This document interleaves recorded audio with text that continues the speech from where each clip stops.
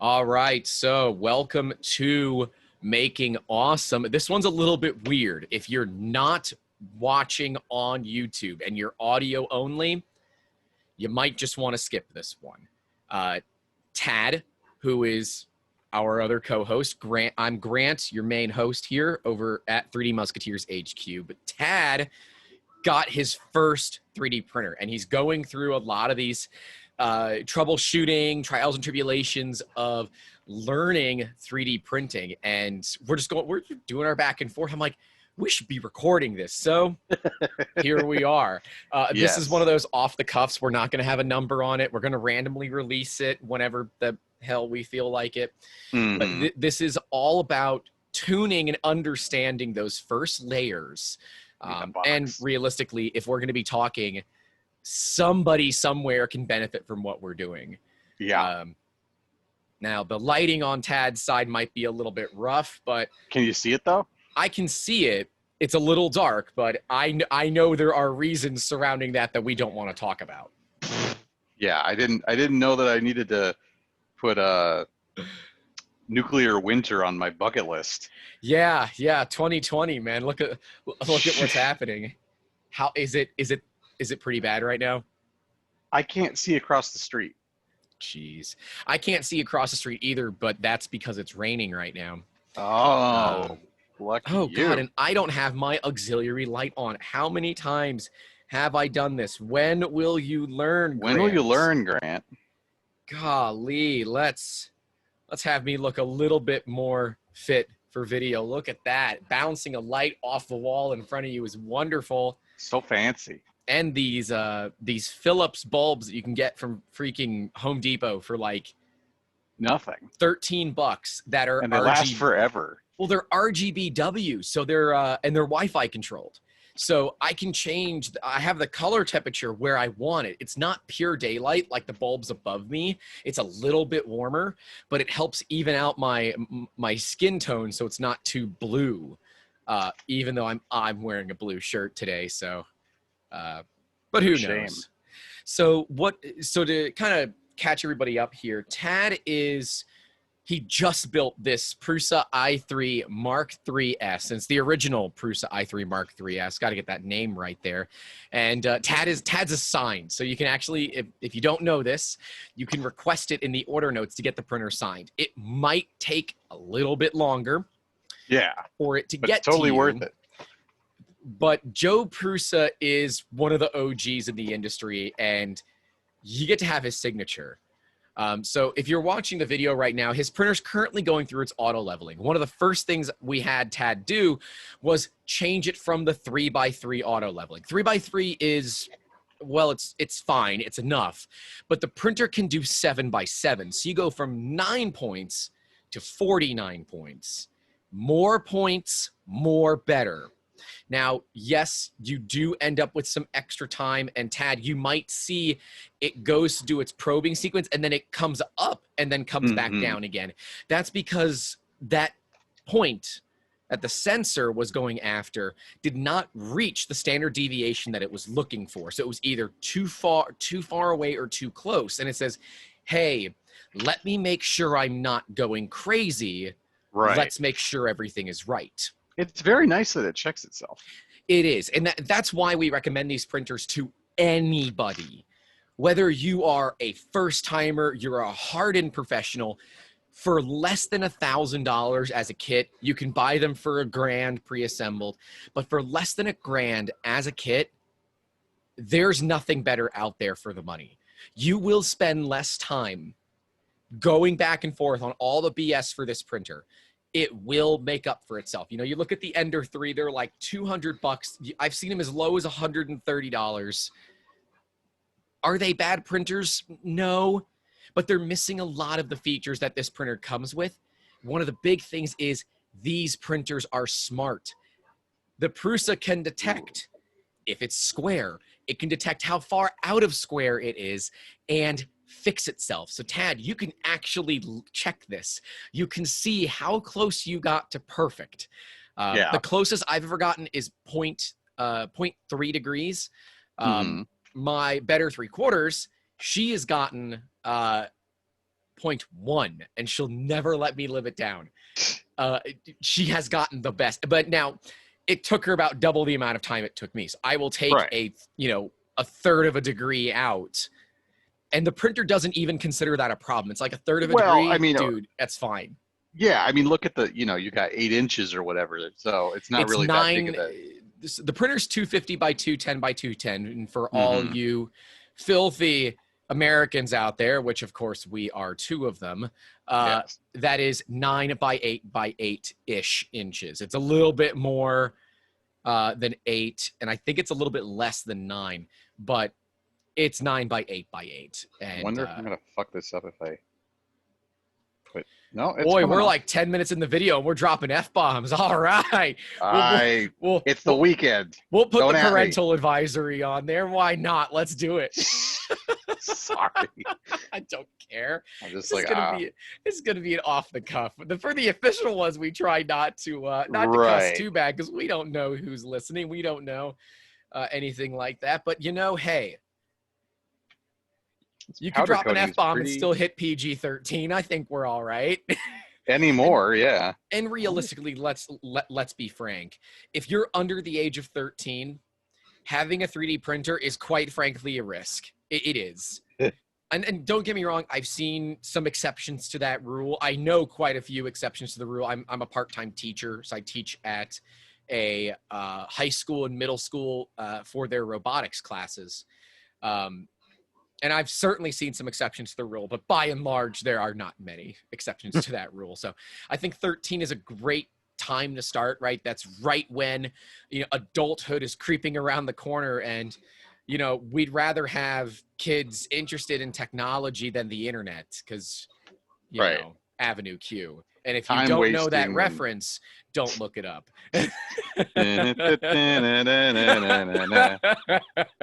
I knew exactly what you were referring to the moment you said it. Yeah, you gotta. I have a fast connection, so I don't have to wait. That is all accurate. Yes. All right. Shit. Can't get this off. Can I soak this? I don't think I could soak this. Oh, is it like really dug into the bed? It's really on there. It's like, because it was very low and it was like squished flat. I wouldn't worry about it too much. You can try to use your fingernail. I highly recommend getting putty knives, the flexible ones, and like sharpening them. Ooh. Yeah, well, I mean, look, hurt the bed though. So it can. Okay. But it's all about the angle, right? Yeah. This powder coating is nice. I don't want to mess it up.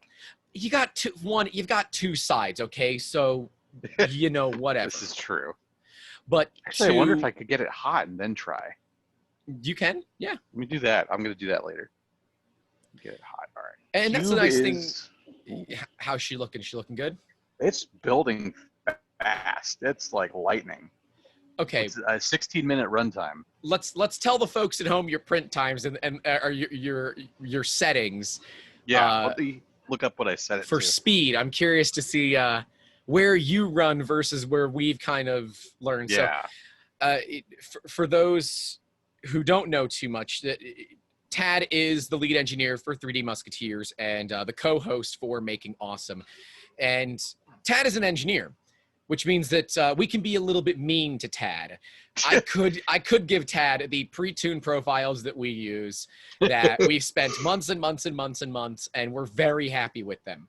No, let me figure it out. It's good for me. Or we let Tad learn. And so if you want a cheat code to get you like 80% of the way there, the pretty profiles for Prusa are awesome. You can find them on GitHub. If you just search pretty Prusa profiles, you should be able to find them. Go Prusa. Chris made them, and I don't know how to say Chris's last name, and I will butcher it, so I'm choosing not to. It's a W, right? It's a W, yeah. It starts with a W, and there's... That guy. Yeah, Chris W. we'll go with. I don't know how many hours he had into tuning this, but I'm not even wearing a hat because my hat is so far off to this guy. It sets you on truly a path for success with these machines. And it removes a lot of the normal BS. And yes, for Ender, I think he has some for Ender 3s. I think he's got some for other machines as well. but the ones for Prusa are just damn good. I need to change You want to know what my settings are for speed? Yeah, tell the folks at home. So perimeters is 45 millimeters per second. Infill is 80. Let's see. I don't know. What other support is 30. You don't need support for what you're doing. So you're doing what was your outline again? What do you mean? So under print settings speed, your perimeters are what? 45. 45. Yeah, you could go faster. I could go faster. You could go a lot faster. Travel is 120. First layer is 20. So and let's step right back into the travel real quick. So travel. If your printer is working on a really big part and it's making retractions and moving, you really want to run your travel physically as high as the printer will let you. For Prusas, 180 is what we feel is the safest fast speed. You can run them faster. You absolutely can.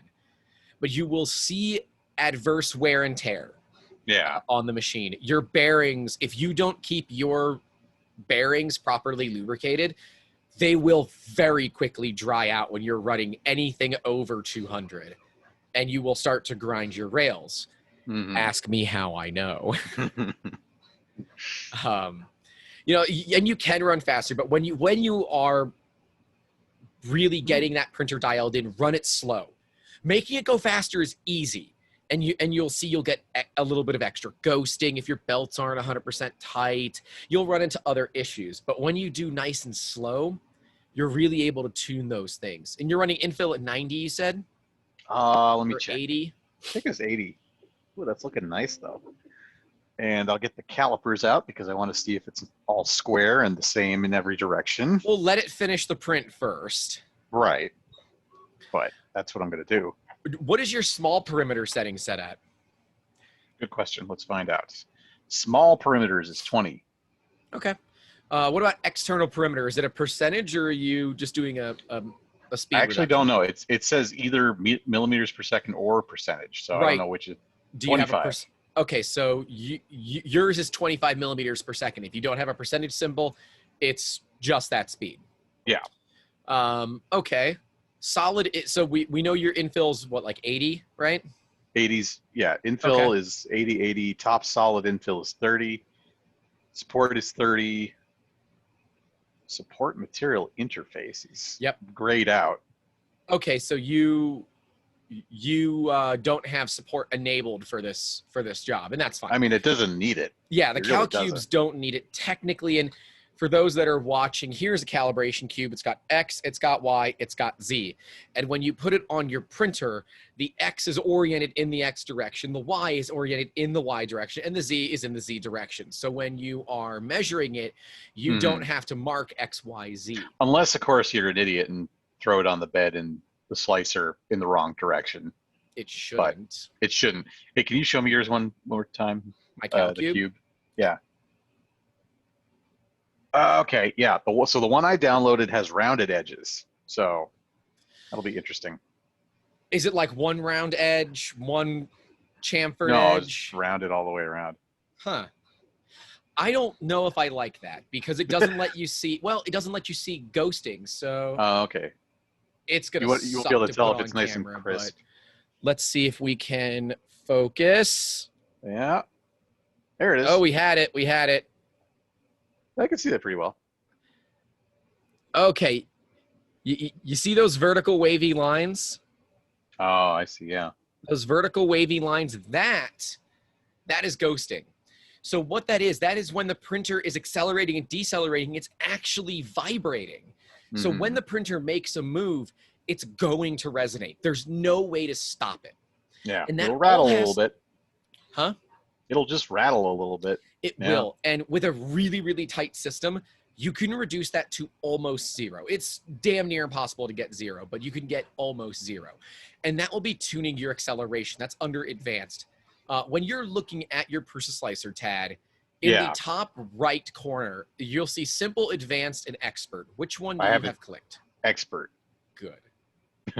good. I want to see all the parameters. And I agree with that. So simple is if you just don't care, you Just want takes it to all. work, just do it for me, right? If you want a printer that is made by Apple because you just want it to work, don't change it out of simple. If you want to know a little bit more about what's going on, you can change it to advanced. Advanced will unlock your speed. It will allow you to modify speeds specifically. Simple just says, hey, how fast do you want it to print? And then we do the rest. You don't worry about it. Advanced lets you do things like speed for gap fill, bridges, support material, and the support material interface, which is the really dense layers right before your part comes. Expert enables, and this is just all on the speed tab, by the way. Yeah. It enables control over acceleration. So you're able to do your perimeter, your infill, your bridge, all that acceleration. That's all things that you are able to actively control. And that to me is quite useful because when you're dealing with ghosting and you want to kind of get rid of it, you need to work on your acceleration. Really high acceleration is going to cause ghosting. There's no way around it. Yeah. Right. Our Fusion 3, you can run that thing at 10,000 millimeters per second squared acceleration. It will do it all day long. It will complain a little bit, but it is going to ghost like crazy. Yeah. Now, if you are trying to print absurdly fast and you're going to, and you don't care about quality. Well, you're going to finish it and paint it, right? So if you're going to coat your part, dude, and sand it or crank that stuff up to the nines. Who the hell cares what your surface finish looks like? You're going to cover it. Yeah. But if you want the finished print surface condition to be your final state, then you want it to look nice. Indeed you do. Indeed you do. Oh, can I show you something? Sure. All right, let me show my screen. I designed a thing. Where's my share screen? Could you enable sharing? Oh, well, you know, maybe. Whose dick do I have to suck? Wow, here we go, man. This is the unlisted one. RPG-13's gone.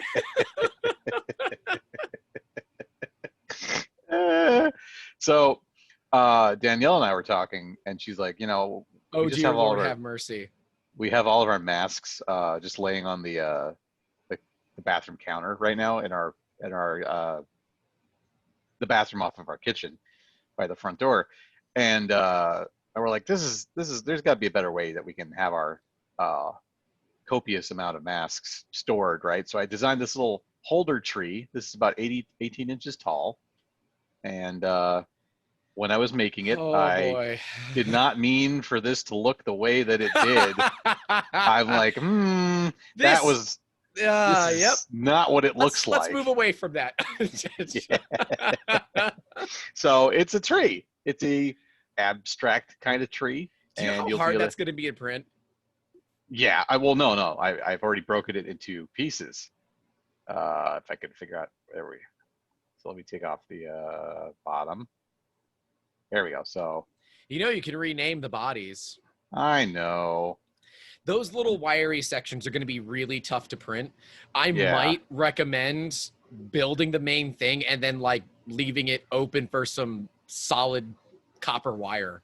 Maybe. And I mean, I'm going to try and print some of these flat, you know, like maybe I could print them like with this being laying flat and just have support material. You will have to slice it to give you a flat edge to print on, but you can do all that within Prusa Slicer. So yeah, you might be able to do that.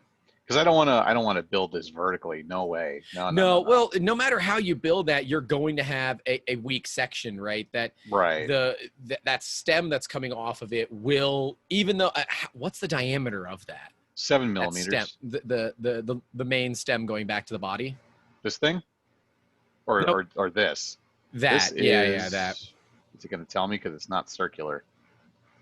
Let's find out. Let's go between one point to the other. For fuck's sake, really?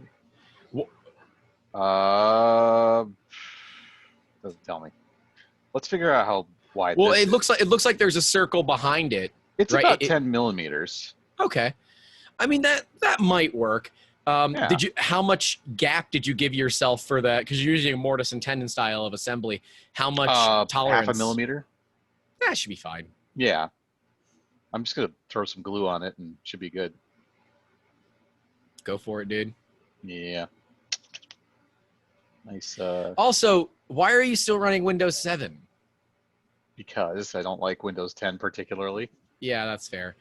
I have just to see use the it for warning. work, so. Windows 7 is no longer supported by Microsoft. I wonder if I can Autodesk turn that off, recommends. because it's like I get it. You've told me every time I turned it on. They're just reminding you. Obviously, you need to know these things. Apparently. All right, so that's all for unintentional penis. Yep. Thanks for coming to my TED Talk. Since I got to that step, and I'm like, I have gone astray. This is not what I ended up. This is not what I wanted to make.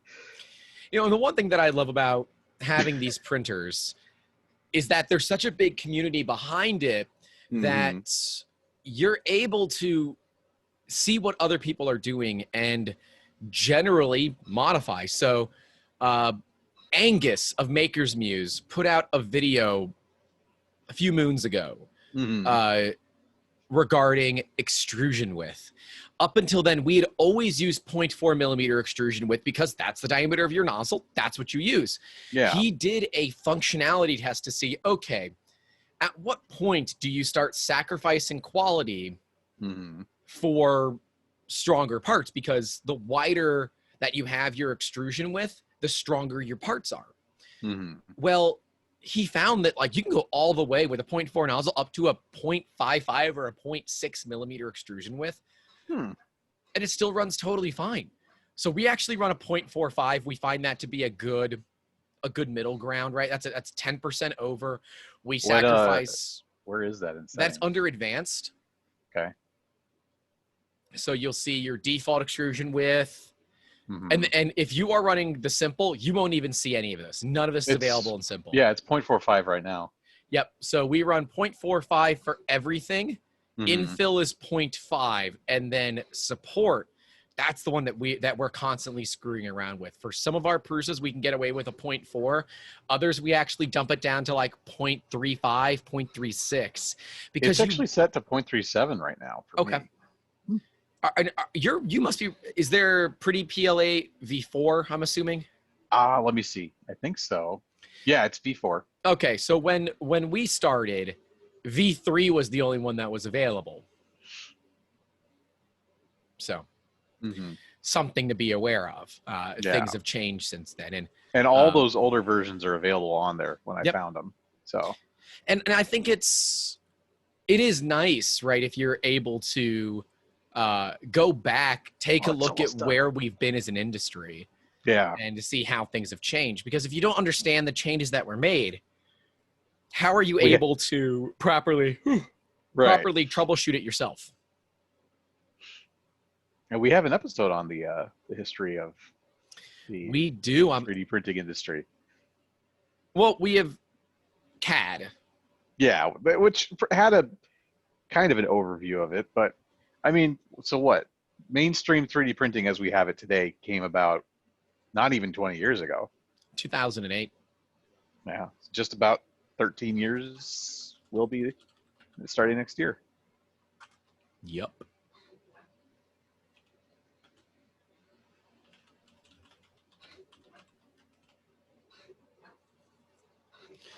I'm actually working on publishing the What is CAD episode onto our podcast.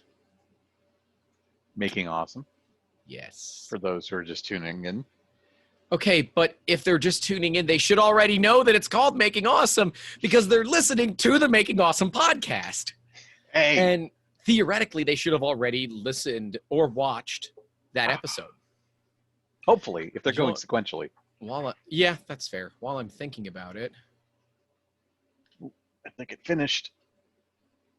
How long should I wait? I don't know. It depends on how.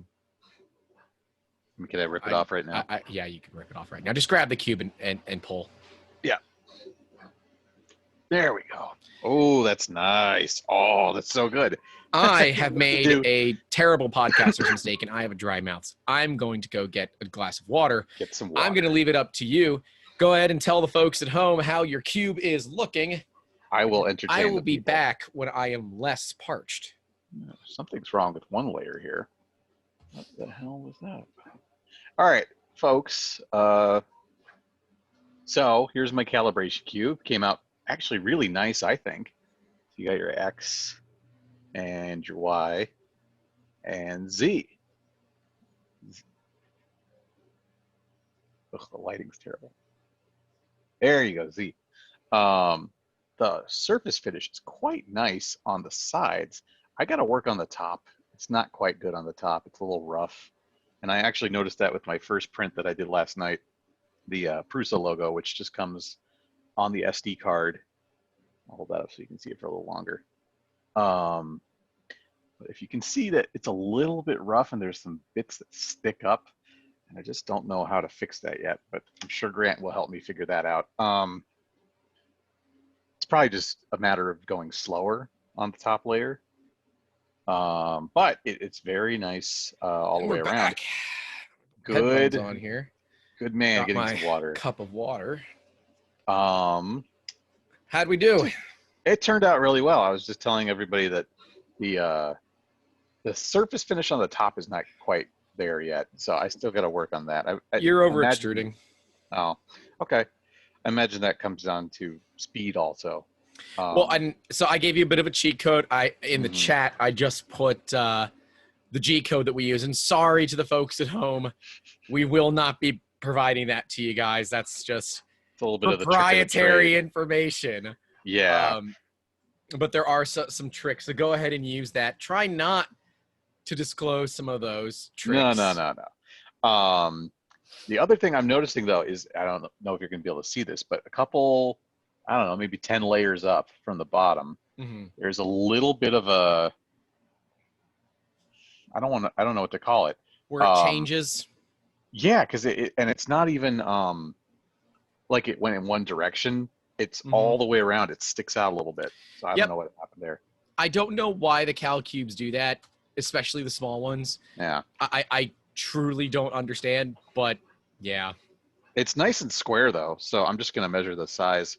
Should be 20 millimeters. It should be 20 mil all over, unless you make it bigger, right? So the Cal Cube that I held up earlier, this is a 40 millimeter calibration cube. This was done on the Fusion 3 F410. 19.93. Jam. Was that 70 thou off? Yeah, 19.92. And top and bottom is 20.24. I'll call that good enough. You can get it better. Oh, I'm sure I can. So the reason your top is too big is because you're over extruding. Guaranteed. Okay. And that'll help the surface finish too. You might need, so here's the fun thing where you can go a little bit crazy. Yeah. You are able to set your steps per millimeter, right? And you can do that for X, Y, and Z. 20.09. That is close. Oh, because of the elephant's foot. Elephant's foot is a little swollen at the bottom. Yeah, so when you're measuring calibration cubes, never measure all the way to the bottom. Okay. Because that little elephant's foot, right, because it comes out, right? Like an elephant's foot. Yeah. It can be problematic. Problematic. All right, I will avoid that. 19.96 when I avoid the elephant's foot. I mean, and see, it's so good for having almost done no. That's out of the box assembled. Out of the box. And once you get I had to do a little bit of troubleshooting to get mine to work, but nothing extraordinary. I just had to tighten the belt and, loosen the belt and lower the sensor a little bit so that it wouldn't run into the bed. Isn't that upgraded? That upgraded belt tensioner for the Y-axis so much better. So much better. Holy shit. It would have been awful if I had to redo it with the one that it comes with. Oh, now how is that? How have they not changed that for the kit? I don't know. And I don't know awful. who made it, but we found it on Thingiverse. And look, if you if you are buying your first 3D printer, find someone that has a 3D printer and get them to print some upgrades for the Prusa. You need it. Well, you don't, right? You can, Well, yeah, the stock printer works fine. Yeah. These are all just quality of life improvements. They do not make the printer any better. They make the assembly and belt tensioning process Upkeep. way easier. Things like the Z-axis is the shaft on the Z-axis, the lead screw is physically attached to the motor. On some of the more affordable printers, they use a coupler. Well, if you don't use the upgraded part that you could print, where you can just push the motor in, you have to turn the whole printer on its side and like shove it through. It's a monumental pain in the ass to do that. Does it make the printer better? No. It's a quality of life improvement for you. Yeah. Some of the cheaper printers you need to make like braces for. I remember, and I have, I don't know if you can see it. No, you can't see it. My first 3D printer is on the bottom shelf on the other side of some bins over there. And you needed to print some parts and then use some all thread to physically tie in the Z-axis to the X and Y because it would get so wobbly. Prusa's come up with a system of just being able to print everything that you can while using as few off-the-shelf components as possible. Now, people are going to praise Joseph Prusa for Prusament, but I know better. I firmly believe that Prusa did not make Prusament to sell. I believe it was for their own thing. They're vertically integrating, like any good company does, right? If you can control the production of your raw materials, the usage of those raw materials, and the sale of those raw materials, you control the entire supply chain, right? That's why out here we have Duke Energy. I don't use Duke Energy, so big middle fingers to them. I use we're on a co-op, which is a little bit different, but it means they're smaller and they only hate us marginally less. But Duke and TECO, which is the Tampa Electric Corporation, they both have vertically integrated so much that they own the mines where the coal comes out of. They own the coal in Florida? Yes. Yeah, because we don't want no solar power or wind power, not in my backyard.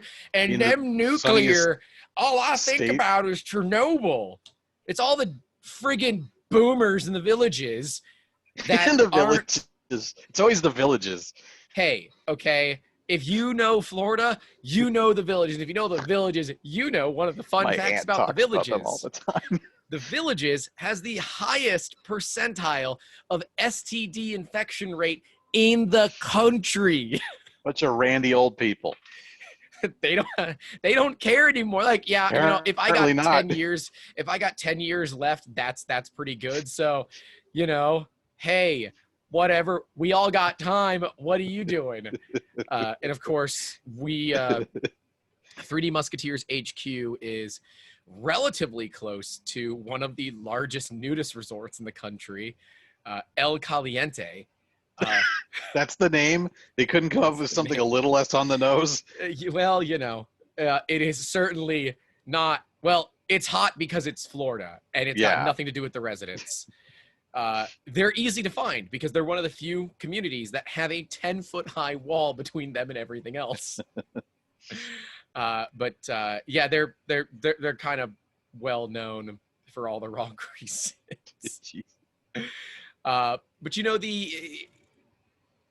Florida just never got on that train of clean power.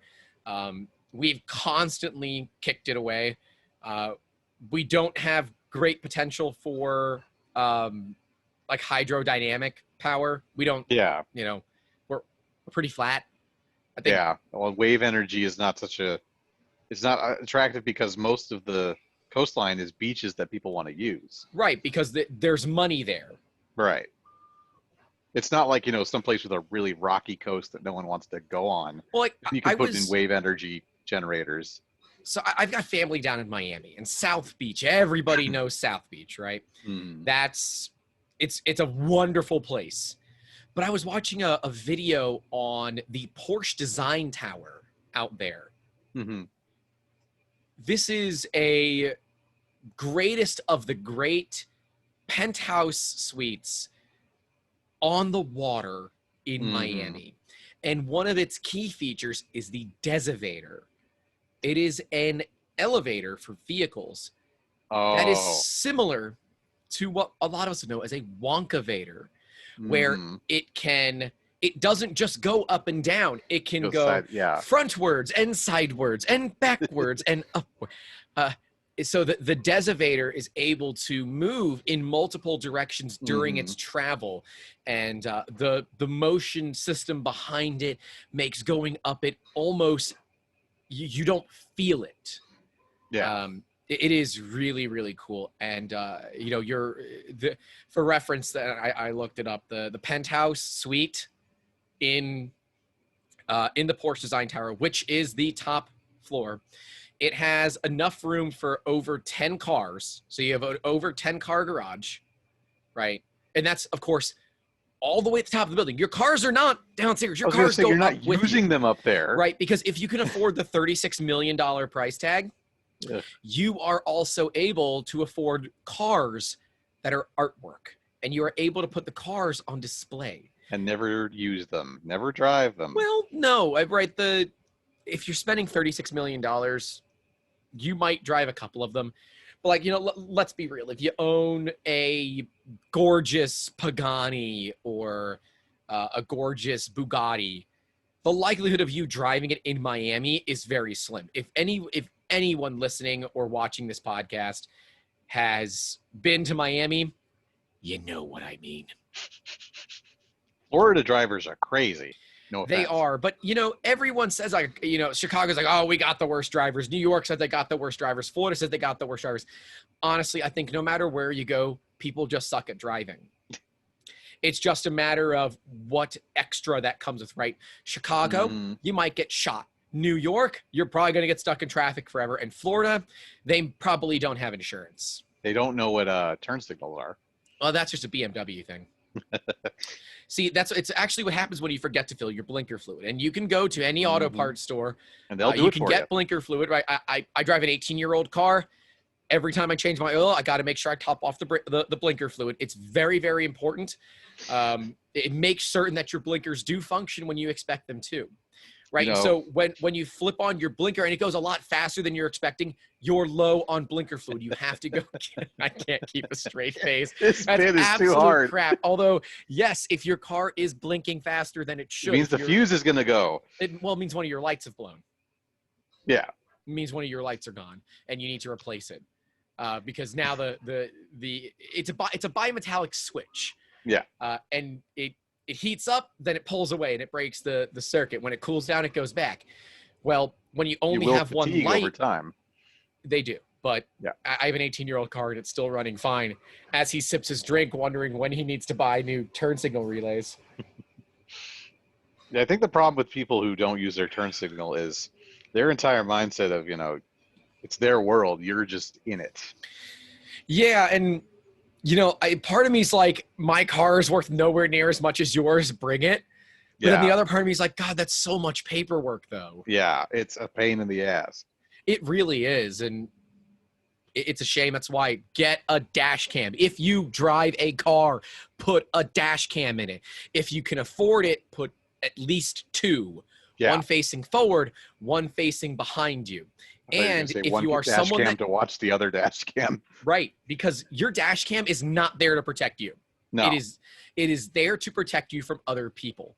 And dash cams can also incriminate you. So recognize if you're going to do something stupid, take it out. If everybody in Russia can have a dash cam, then why can't we? Well, so there was a news story here. If Florida's got a street racing thing, right? You know, because obviously we are very close to Mexico. You can just go to Mexico and go street racing. But we've got, especially in Tampa, we've got a lot of bridges. And, well, you can't easily patrol a bridge. There are a few ones here in Tampa that are famous for street racing because they have a large hump in the middle. So you can try to get air? No, you can do your run up And then your cooldown is that hill. So by the time you crest the hill to where the cops could see you, you've cooled down enough to where you're doing the speed limit. Now, the cops have gotten better. They're using airplanes, and they're measuring your average speed over markers in the road. But there was an individual who had a dash cam in his car that was street racing, got pulled over and said, I wasn't street racing. And they pulled the damn dash cam footage. And they had him dead to rights. It's like, why wouldn't you turn it off? I get it. You want to be the next 1320 video. You want to show off your little 4-cylinder Honda with the weed whacker exhaust doing 110 and the wheels shaking like Michael J. Fox. Oh, but ooh. Yeah. Oh, yeah. Yeah. I'm calling out the stanced Honda Civics out there that don't understand alignment and balance and how to modify a freaking car. I think we're just gonna have to call this ranting because, you know, honestly, this started out as a very productive, and bring it back around. I'm gonna get some water. See, it's humid here in Florida today, as it is every day and every night. So here at 3DMHQ, we leave a lot of our filament unboxed. So they always come vacuum sealed, and if they have resealable bags, we use them, but most filament doesn't anymore. The companies that used to do it are finding, hey, we can save $1 by not doing it. So filament is hygroscopic. Hydroscopic is what most people are used to hearing, which is repels water. Hygroscopic means I like water. And so all this filament absorbs a bunch of water. And to keep that from happening. Hydrophobic versus hydrophilic? Is it hygroscopic? Maybe. Hydrophobic doesn't like water. Hydrophilic is it likes water. Well, maybe I've been saying it the wrong way the whole day. Whatever. I knew what you meant. Hydroscopic? Hydroscopic is wants water. Hydrophobic means you're but there's hydro and hygro too. I think you're incorrect. I feel like I'm correct here. Well, you know, you're uncorrect. Google it. You have the internet. I've got a computer more Got powerful the goddamn than what sent library man of to the moon. Alexandria at your fingertips. Ask it. I've got a Pentium 4 Ha! closet that's more. A hygroscopic, tending to absorb moisture from the air. Middle finger to you. One to you, Tad. Wait. I'm sure both are correct. Let's see what hydroscopic means. Hydroscopic means a device for viewing things below the surface of water. That's a hydroscope. Yeah, Excuse me. Hydroscope. Give me just a second. Hydroscopic, used in place of the word hygroscopic. However, while hydro is a prefix meaning water, the word hydroscopic is a misspelling and is incorrect. Another middle finger to you, sir. You win, Grant. You do win. Yeah, because I've watched 3D printing videos and have learned that I've been saying it wrong, so I start using hygroscopic. You bastards. My God, my chest hurts. You This have is one a of heart those. attack? No, it's just, now it's like, do I have COVID or is it just the smoke? Oh, it's probably just the smoke. And It's for probably reference, just the smoke. it is 84 degrees in my office right now. And if you just heard a humming start, that is the dehumidifier.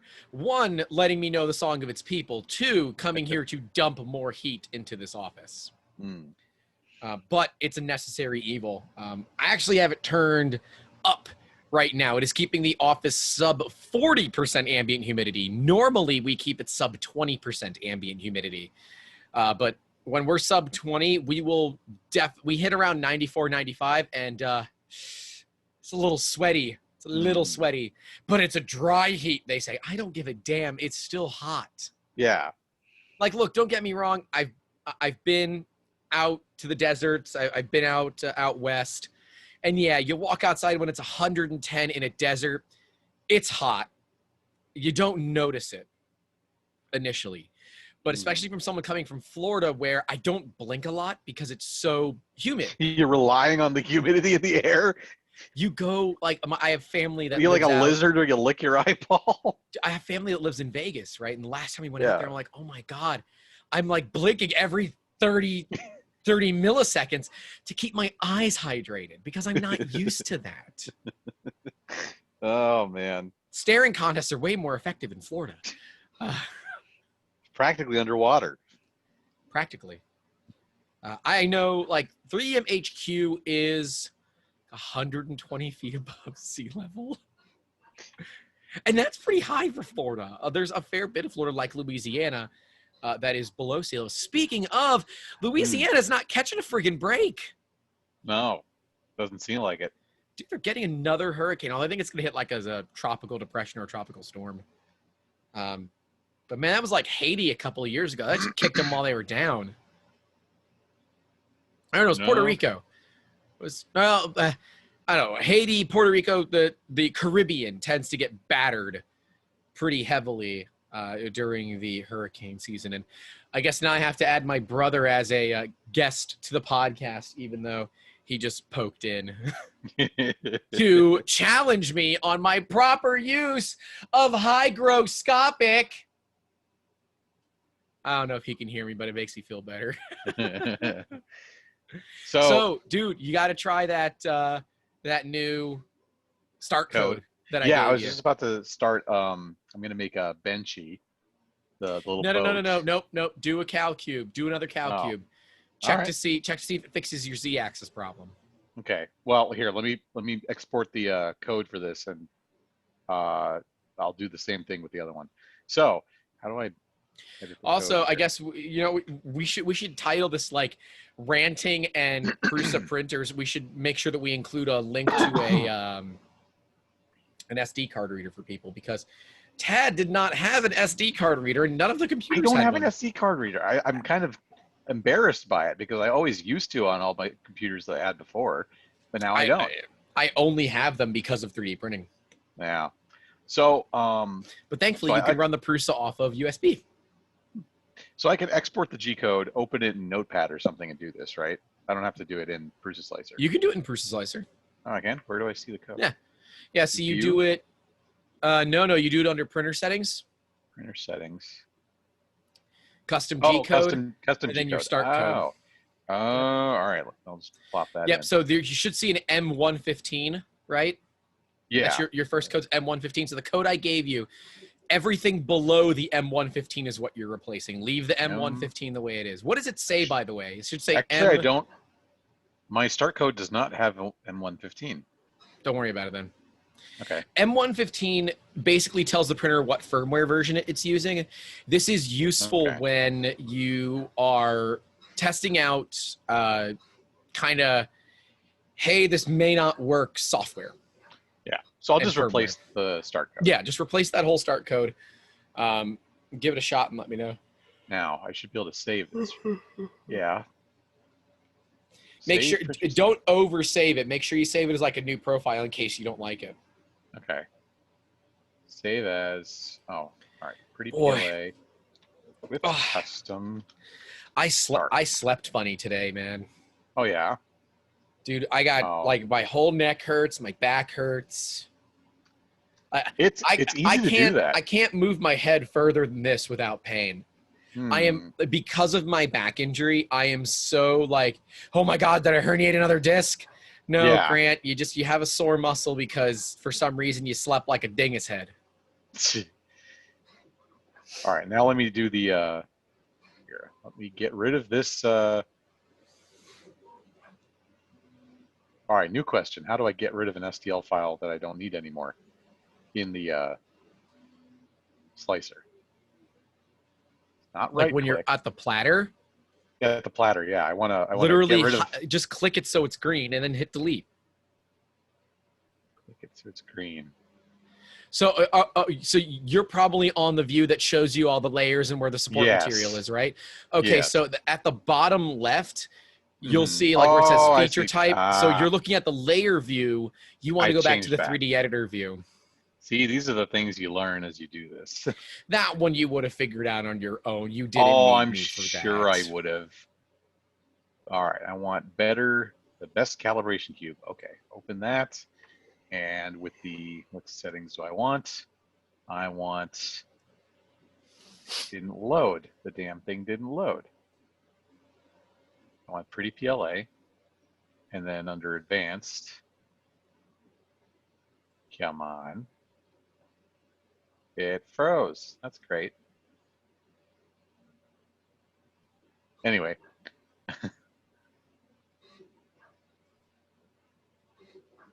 We're waiting. No problem. Advanced. Printer settings? No.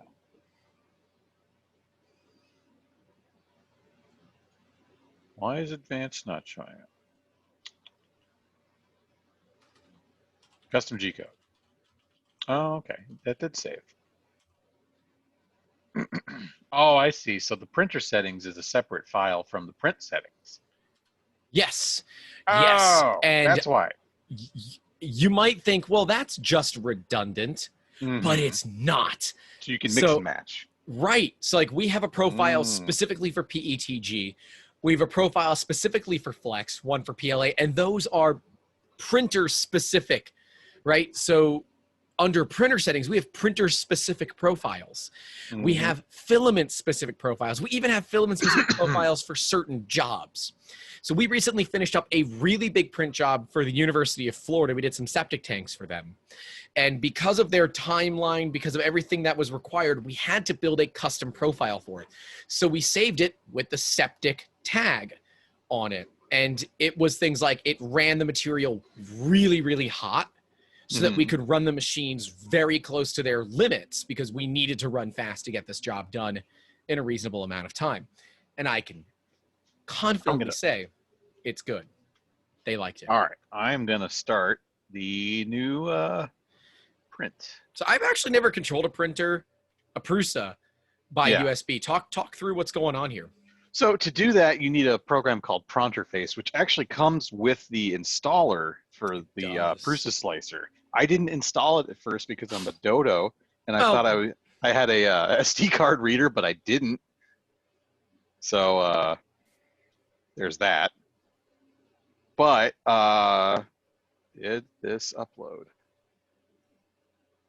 Because I'm sending this to myself. Oh, I need to save the draft on. This is a workaround. Bear with me. No problem. Why? Oh, that's weird. Did not save it. Why do I have Jolene stuck in my head? Jolene. You know, and for as much crap as I give Miley Cyrus, I think she did a phenomenal cover of Jolene. Right. But that is the only time I will say that Miley Cyrus did something good. She did what's his face?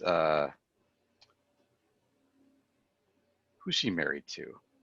Or was married to? She's Billy Ray Cyrus's daughter. That's all that really matters. No. Hemsworth, Liam Hemsworth. She did him dirty. Wait, she was married to Liam Hemsworth? And divorced him. Or whatever. God. I know. And he was like crushed. I felt bad for him. I don't know who got out of there, you know, in better. I think he might have won. Perhaps. All right. I want to disconnect, reconnect recent files. Let's open Calibration Cube second round and go. Woo! Oh, there we go. All right. Forgot to take the perimeter off of there. So that's not good. Come here, you. All right. It's temping up, so we'll let that sit. What else is new? C over lambda.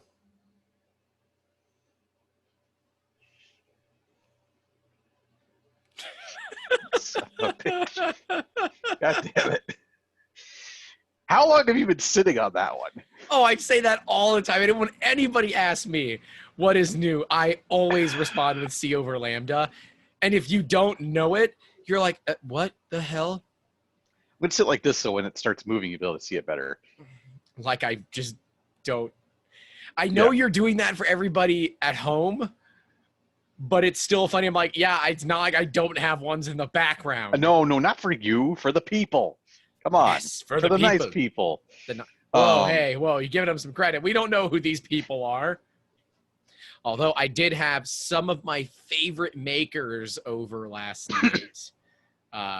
Mike and Haley, previously from Imagine Escape Games. They are successful small business owners, in my opinion. They built a small business from the ground up. They bootstrapped it. They built everything. They became number 3 in the nation for Really? escape rooms. Yep. They were ranked number 3 in the nation by Escape Authority. It's one of those reviewers, right? But for it's escape rooms. It's the one that a lot of people look at and say, these guys know what they're doing. Mm-hmm. Ranked consistently in the top 5 every single year that they own the business. Mike designed every room himself, built every room himself. Everything was programmed with Arduinos and Raspberry Pis. So I talked to him about it last night. He definitely wants to come on, so we're going to have him on. I said, no, look, let us get a few episodes out there. Let us see how everything goes. Then maybe we can have you guys on, because I think it'd be good. I said, like, you'd be a really cool guest, and I don't want to burn it in, like, one of our getting used to everything episodes. But, man, we had a lot of fun with them. We played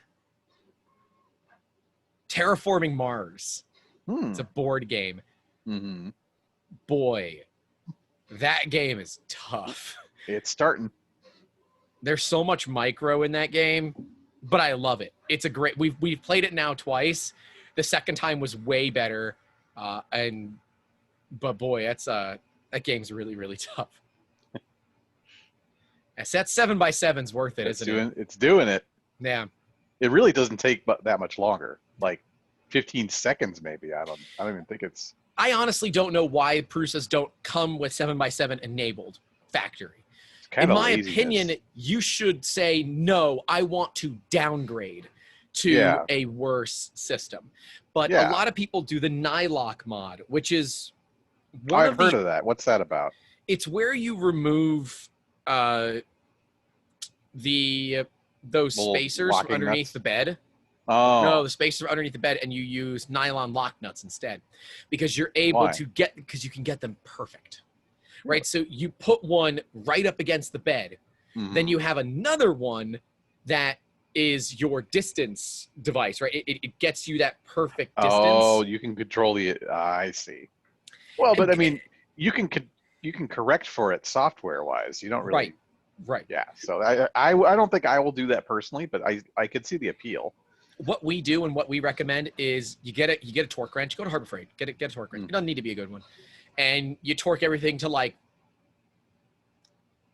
5 inch-pounds. You torque everything to the same amount when you're doing the bed, and it should be reasonably flat. It should be flat enough that software covers it from there. Mm-hmm. Well, can I see the statistics while I'm printing? No. No, all right, I won't. Because I was gonna. The only way, so you can get a visualizer of what your bed actually looks like, but you need a Raspberry Pi to do that. Oh, I don't know if I care enough to look at it, but I think I got it pretty good. Well, the easy way to check is to import a CalCube, cut it at 0.2 millimeters, keep only the bottom, and spread it to be, a 200 millimeter square. Yeah. And let it go. Right. As long as your first layer is fine, you shouldn't have a problem. I was gonna say, I'm just gonna watch the first layer. Well, it's probably gonna take a minute because, our probing sequence that we gave to Tad probes at much lower temperatures than it prints at, and that's to reduce ooze. Ooh, there's a big old pile up of ooze over here. What the?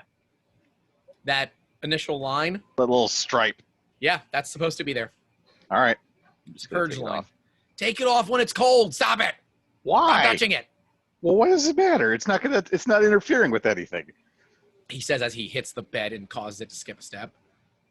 Really? It could happen, but I probably mean, I'm not. barely touching it. I'm just giving you crap. You can remove it if you really feel the need that you have to. So the reason that we do that big purge line, it's one, you guarantee that there's material in your Get nozzle, all the gunk out of there. and two, it helps clean the nozzle. Because if there's any debris in there, you want it to not. Yeah. You want it out. And so a lot of prints will require you to have a skirt or a brim. A brim is attached to the part. A skirt is not. I think the skirt goes around the outside because a skirt is flowy around the outside, but a brim is attached to your hat, which is attached to your head, which I understand a skirt is also attached to the waist, but it comes away from the waist. Right. And is flowy, whereas a brim is firmly attached to a hat. That's the way I've always thought of it. Maybe I have it backwards. I could look it up, but there are two different ways of doing it is the point. Yeah, I was going to say, we can find all these things out. I want to say like Cunningham's law as it is. Okay, yes, I am correct. A skirt goes away from the print, and a brim is attached to the first layer. That makes sense. With that big purge line that we have, you don't actually need to print a skirt. We still do it just because it uses not a gram of material to do it. And it continues to secure everything. And yeah, is that little purge line slightly excessive? Probably.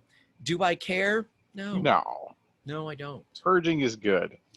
When you are doing something for a business, if you have a slight higher amount of waste, but you're able to effectively guarantee accuracy and quality every single time, you eat that waste for breakfast and do not care. No. Because you have a margin. You are able to amortize out the cost of that.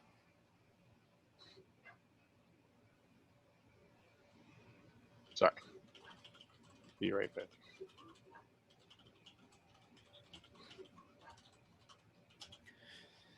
Oh man, this is I'm trying to think how many prints left do we have on this fusion? Oh. Careful. So once this part is done, we will have the last two pieces. And I can finally stop running that fusion 24 hours a day for the past 16 days. Yeah, we don't have an NDA on it.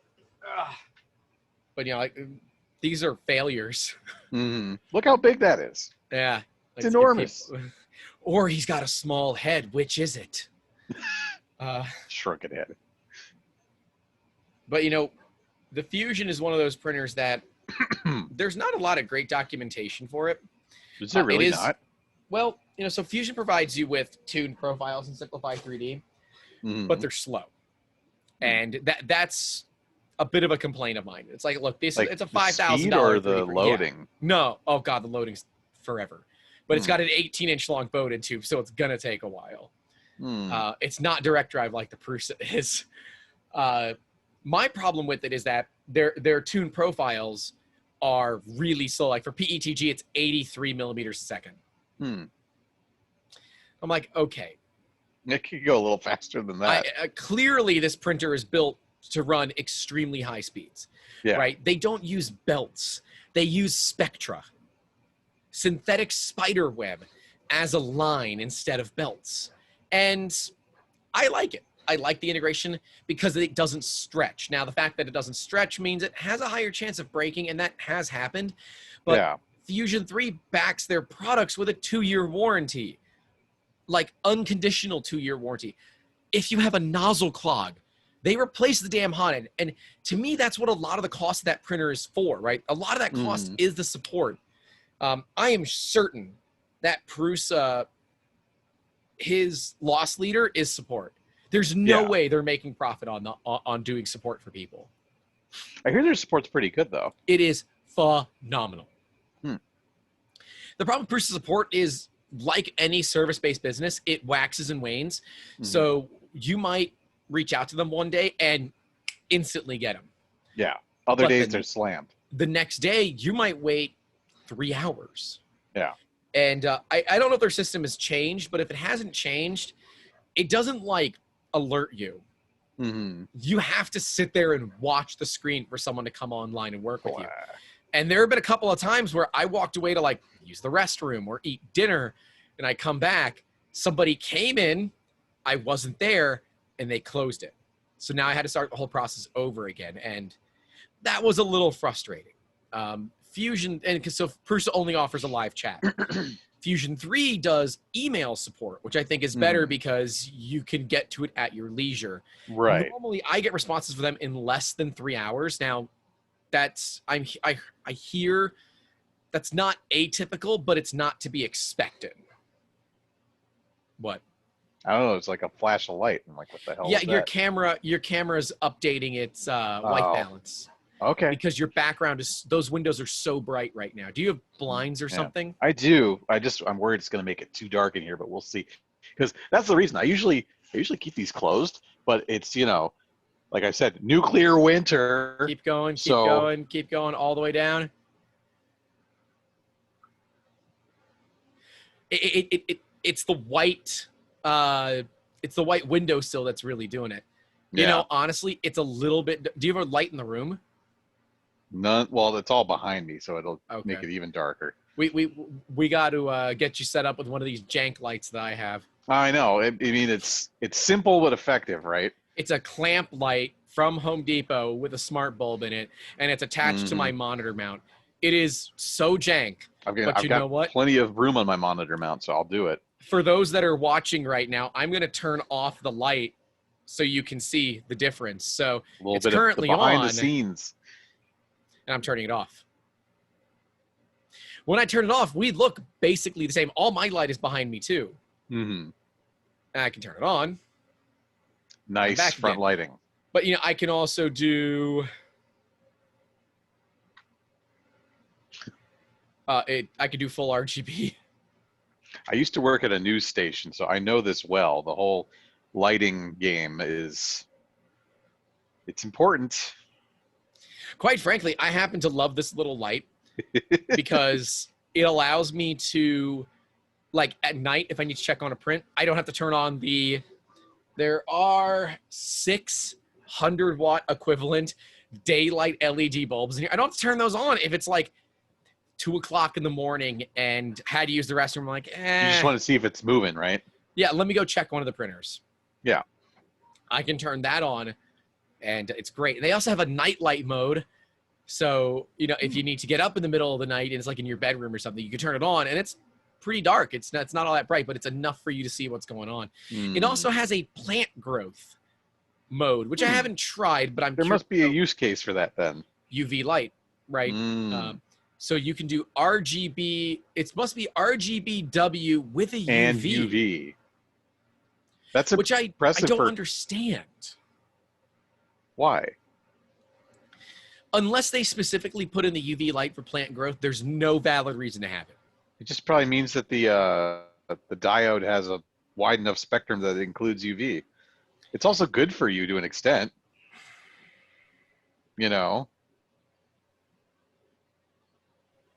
What? What are you looking at me for? Don't give me that look. You need your vitamin D. You need do. to go out in the sun. You do. Why don't you go out in the sun right now, Florida. Tad? Because it's unbreathable. Exactly. I have vitamin D. I take it every day so I don't get the seasonal affective disorder. It's dark here. Especially now. It's 40 degrees outside right now. Is it really 40? It's 40 degrees because the freaking smoke blocked out the sun. Let me see what it is here. I don't know what the temperature is outside. Oh, wow. It's cold. Yeah? What's cold? Define Hold on. cold. I think, do I hear her? I thought I heard our director of marketing would also be my cat. Yes. I thought I heard her whining. I thought she was bringing her baby over. It's a toy. We've always called her a baby. She carries around like her baby. But today, and it's only because we have a 59% chance of rain. Humidity is at 88%, by the way. Mm-hmm. It is currently 78 degrees Fahrenheit. And for all you metric people, that's 26C. Really okay, but here's the temperature range today. A low of 74, a high of 80. Tomorrow, it's going to be from 73 to 89. Be toasty. And it looks like so we have a thunderstorm chance. And the humidity is probably going to go up too. Oh, God, yeah. Yeah. Humidity is pretty high all week. What's my percentage here? 53%. Oh, it's a little slower, I would say, compared to last time. You didn't. All you did was change the start code. It changed nothing else.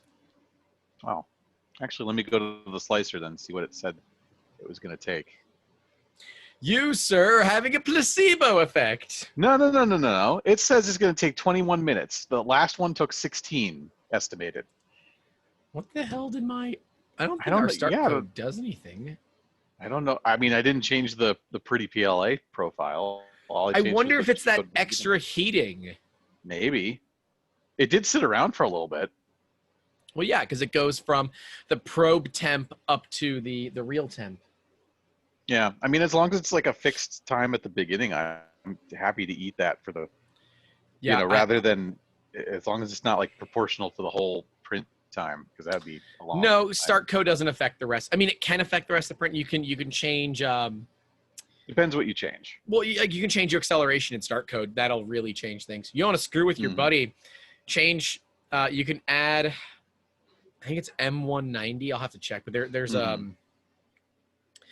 a command where you can adjust acceleration, and you could change the acceleration to like 100 millimeters per second squared, and the print will take like 10 times the amount of time. Heat death of the universe. Oh yeah, it'll be the heat death of your friendship.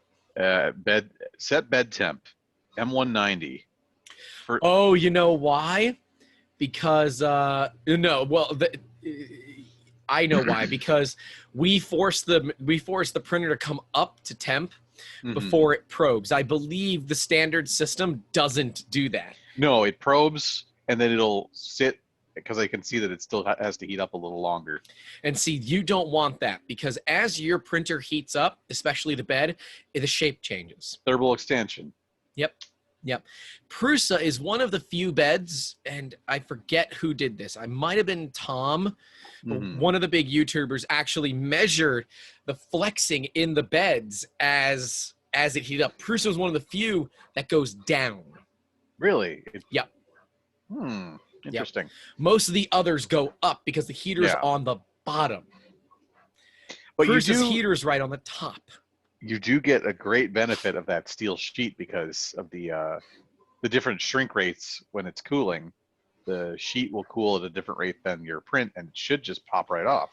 Well, that's also PEI. So PEI's got pores, similar to your skin. Polyethylamide or something? Polyether imide. Imide. I knew it was an imide. Imide. We got to get you a light, Tad. I know. Yeah, it just got really dark all of a sudden. Or we need to have a fixed white balance on your camera. Yeah, I'll get a light. That ought to be the easiest. I don't know if you can adjust this the camera. Most camera. It's a Logitech camera, I figure, right? It's Microsoft Life Cam or something. Oh, I'm sure you can. But be careful. Well, you probably can't now that you're using it, but be careful, because as soon as you get these smart bulbs, you're going to want them everywhere. It's addictive. Seriously. Oh, they're too much fun. We were on a group call with some buddies, and my girlfriend was in another room that has a light in it. So I turned it on to party mode for my phone, which just cycles through RGB in whatever speed I wanted to go through. And she doesn't have the app on her phone, so she couldn't turn it off. You hear "Grant" from the other room. Is great. It was great. So I can change the color, or I can change the brightness, but I can't adjust the can I change the white balance? Zoom, pan, tilt. Oh, no, I can change the white balance. All right, what should I do? Higher or lower? I don't know. Do we want to adjust it live? Can we? Ooh, it doesn't. Oh, down, I'm not a huge fan of. No, God. Oh. Oh. Ooh. Right, we don't. That's not the white balance. We messing. Well, I forget the way to do it. Sepia tone. No. This is actually what it looks like outside. God. It looks like Blade Runner outside. I like how this is adjusting it in real time. This is nice. It's exposure. You're trying to adjust the exposure. Excuse me. You All want right. auto white balance, but you want to manually set the exposure. It's been Why? it's been a minute. Numlock 4,500. No, it won't let me change it. It was set to 4,500. Now I got to get back to there. 45. Oh, good. I can use the arrow keys. Oh boy. At least we got this print to wait for. All right. So exposure. I don't think it lets. Oh, no, it doesn't let me adjust exposure. It's grayed out. Why is it grayed out? Whatever. We'll spend the $20 and get you a decent light. I don't care. All right. Yeah. All right. I'm going to exit out of that because that's not worth it. Percentage 82%. We should be done in like 3 minutes.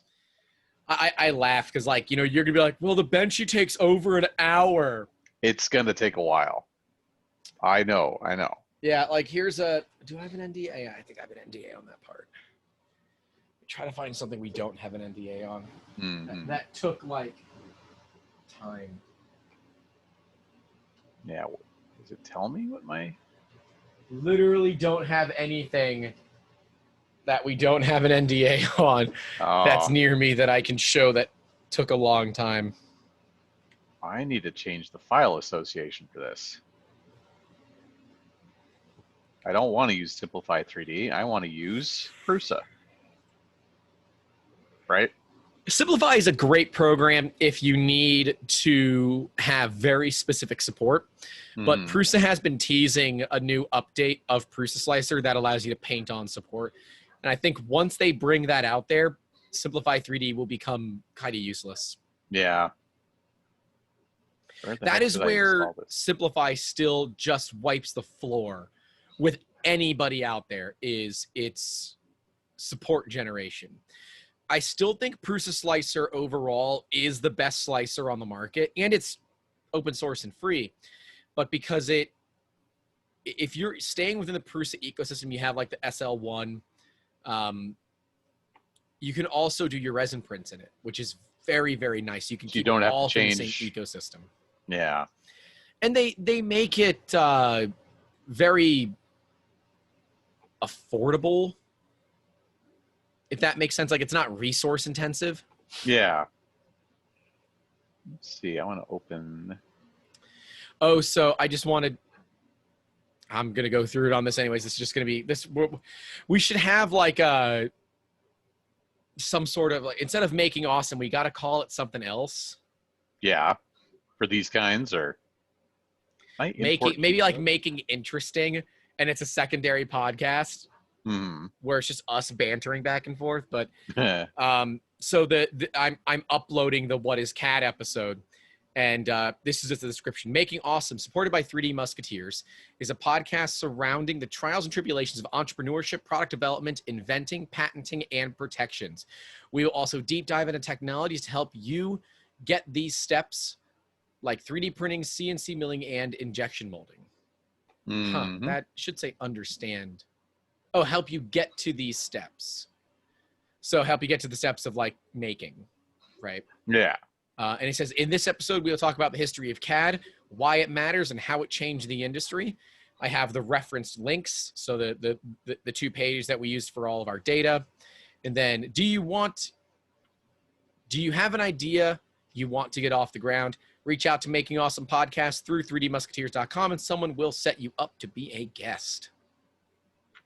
I feel like that's good enough for now. I think so. What is CAD? Baby, don't hurt. Oh man, this is stupid. I didn't know that can you not open G-code it back into. You can't open it once you exported it. No, you can't. So to do that, you save the project as a 3MF file. Yeah. So yeah, if I save the project, it'll be all right. Just open up another instance of Prusa Slicer. I'll do it. Don't worry. Come on, you. Don't want to delam the first. Where did I go? Ooh, that is, no, actually looks pretty much the same. I'm going to Check start it for benching. size. Yeah, let's compare. I almost lost it. It went flying. All right, so we have the old one, and that was good to within a, I don't know, a quarter of a millimeter. So let's see how close this one is. I will say I'm very pleased that everything was square the first time. Like I didn't have to retension the belts or anything. Mm-hmm. All right, so here's the new one. Nice and toasty. So in the X direction, or actually this is the Y direction, excuse me. Oh, it's closer this time, 19.98. Nice. And then X is 19.94. No? Oh. 97. And Z is still a little rough on top. Not as rough. That's a little better. Z is, all right, let me not get it snagged on all these little rough patches. 20.27. So Z is still the least Really? accurate. Yeah. Z in both cases was less accurate than X and Y. It's only a quarter millimeter off though in each case. Yeah, in all actuality, it's probably fine, but still. That should be fine. I don't really know if I can, do I need to do something hardware wise to, Probably not. yeah, that should be good enough. I mean, half a millimeter is probably about what I would be using for my tolerance when I'm designing parts. You know, it's fine by me. Yeah. All right. I'm gonna call that a success, and I'm gonna run a benchy. Nice. I want to see my little boat. And this is coming off of here. I don't have to take the sheet off to clean it, do I? No. No. All right. Because it is pretty. Oh, you know what I never did? I never checked if this had ammonia in it. I'm sure it does. Probably does. It doesn't say. It smells like it does. So I'm just gonna assume. All right. I want to disconnect, reconnect, and I want to import Benchy. Is it going to tell me how long it'll take? Estimated duration, an hour and a half. It's not bad. No, hour and 24 minutes, but I'm going to call it an hour and a half. All right. Well, this is turning out great. Yeah, you know, if I hadn't been so busy, I would have had this set up a lot sooner, but it is what it is. You're good. And I'm pretty satisfied. There's still a little bit of that layer mismatch. Yep. Like 10 layers in, So it happens right when all the letters start. Yeah, right below the edges of the letters. Yep, and that you're saying that's just a CalCube thing. It's a CalCube thing. That's bizarre. Oh, you know what I didn't do? I didn't get rid of I guess I did get rid of the purge line. Never mind. Well, now I can build a little fort with my Prusa sign and my CalCubes. Oh man. Yeah, you're using that filament the Prusa came with, right? Yeah, the silver. I've never actually printed with that material before. It's good. I like it. It's not Prusament. Nice. So anyone, yeah, it's gonna smell like that corn syrup. It is not Prusament. Like, so anyone acid. that gets one of those printers, that spool is not Prusament. It is made by a different company. That's good. I feel like eventually Joe is going to add Prusament instead, but I don't know. It's probably a little bit more expensive, right? I don't know. I would assume if you're manufacturing it yourself, you can make it for less than what you can buy it for wholesale, but I could be wrong. Yeah, it could. Yeah. I figure like that's probably one of those fixed costs that you almost can't get around, even if you're integrating vertically. Yeah. Yeah. You're at the with the whim of the raw material cost. It's true. It's true. This is nice. Oh, let me get Dick Butt ready to go. Where is Dick Butt?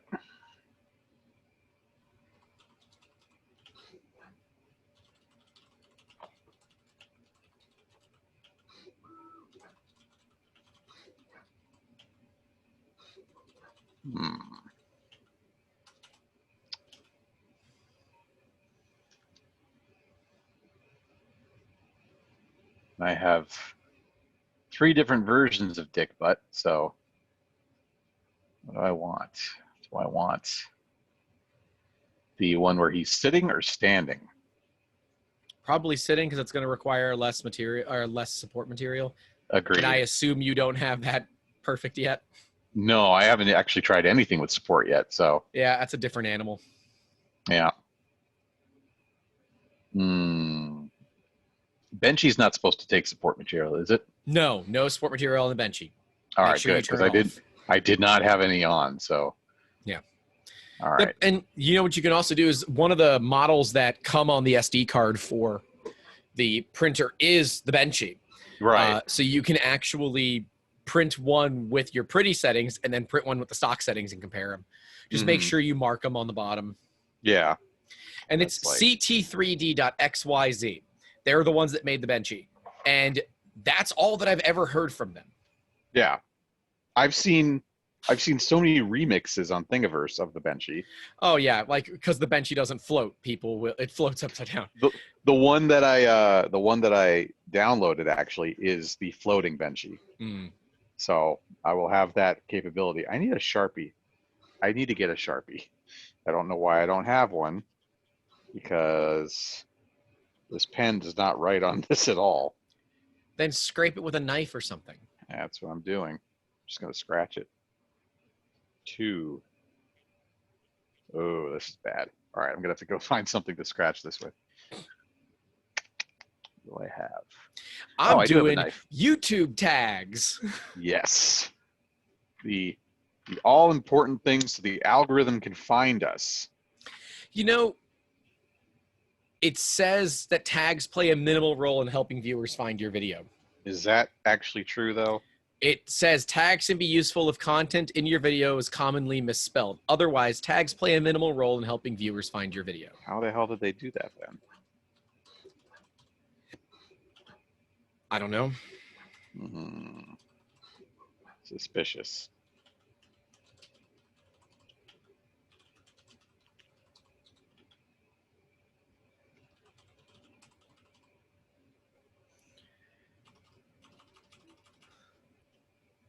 You know, the other day when I was setting this up, when I was doing the initial calibration and it was probing for the first time, it made a weird sound, like it was like before it actually started, you know, doing the probing, which also sounds like Sandstorm, by the way. Yes. I thought that was like on purpose. I'm like, this is amazing. I could listen to this all day. It was like, it was going like, it's like orbiting, and I was like, is it actually finding anything? I don't know. I think that was the 1 of 4 calibration points. Yeah, so that's normal though, right? Yeah. Okay. All right. Well, I'm not crazy then. It almost sounded like a dial-up modem. I was like, this scares me slightly, but it's pretty good out of the box. I mean, if you're even marginally technical, you can figure this out, no problem. And the manual is great. Yes. After, I'm sure, many, many, many revisions. All right. The YouTube video is going to go live at 6 p.m. tonight. Hooray. Which one is that? CAD. Ah, very, very nice. All right. Actually, that was a short one. That was only a 45-minute video. Yeah. What's wrong with us, man? I don't know. I think we were strapped for time or something that day. There he is. Good old Dick Butt. How long is he going to take? Ooh. What is that rattling? Oh, I see. Very small details. Sometimes when it gets in a corner or something, it just goes because it's, going such a short distance before going back and forth. All right, slicing. 52 minutes, really. Dude, you're like complaining over prints that are less than an hour long. I know, and you and your multiple days prints. Yeah, if I could have a print that took that little, I'd be so happy. When it marks it in blue, overhangs. Yep. Are overhangs absolutely necessarily? Can you share your screen with me so I can take a look? Is this safe for work? I don't know. Tad, we dropped 2 F-bombs. Okay, it doesn't matter at this point. We're just screwing it's dick around. Butt. Yep. Look at him. He's all happy. He is very happy. I see. He's very happy. There's my question. Under the twig and berries there. Right. You will need support material for that. I will. All right. Yes. Then I'm going to go turn it on. So go. It's under print settings. Go to support. Enable it. Yep. Your overhang threshold. No. Go back. You got shit to do still. Overhang threshold. Change it to. I think just leave it at 0. 0. Yeah. Okay. Oh, well, let me change it. Come on. Oh, there we go. Is numlock not on? For God's sake. All right. Change your pattern from rectilinear grid to just rectilinear. Okay. Pattern spacing 3 is fine. We normally go 5, but this is probably a pretty small model, so 3 is fine for it. It's like this big. Yeah. Pattern angle, we always recommend doing some sort of angle. 45 is fine for this. Okay. 3 interface layers is fine. I would go closer on the interface layer spacing, maybe 0.15 or 0.1. Done here. Yep.